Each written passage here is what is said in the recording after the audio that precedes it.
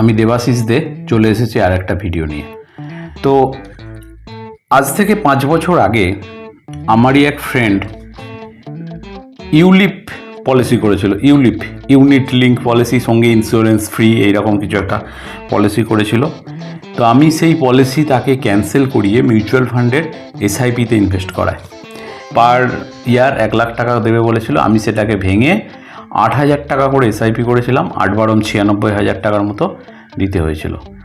তার ইন্স্যুরেন্স দরকার ছিল না, কারণ অলরেডি তাকে আমি টার্ম ইন্স্যুরেন্স করিয়েছিলাম, যেখানে সে মাত্র 7-8 হাজার টাকা প্রিমিয়াম দিয়ে 50 লাখসের মতো ইন্স্যুরেন্স কভারেজ ছিল তার। সেই জন্য আর তাকে আমি আলাদা করে ইন্স্যুরেন্স করাইনি। তাহলে মাসে 8,000 টাকা করে এসআইপি করেছিল। এটা আজ থেকে 5 বছর আগেকার ঘটনা। তো ও রিটার্ন পেয়েছে, জাস্ট আগের মাসেই ওর টাকা উইথড্র করেছে। তো 8,000 টাকা করে এসআইপি করে ও কিন্তু 8 লাখ টাকা রিটার্ন পেয়েছে। কোনো ইউনিট লিঙ্ক পলিসি আপনাকে এই টাকা রিটার্ন দিতে পারবে না, কারণ আপনি যখনই ইউনিট লিঙ্ক পলিসি করেন একটা মোটা অঙ্কের কমিশন এজেন্টের কাছে চলে যায়, সেটা মোর দ্যান 30%।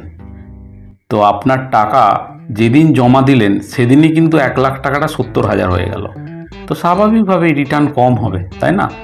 এছাড়াও যখনই আপনাকে এইসব জগা খিচুড়ি পলিসি দেবে, ইন্স্যুরেন্স ফ্রি, ইনভেস্টমেন্ট এই ধরনের জগা খিচুড়ি যখন মিক্সড করে দেবে, সেটা ভালো হয় না।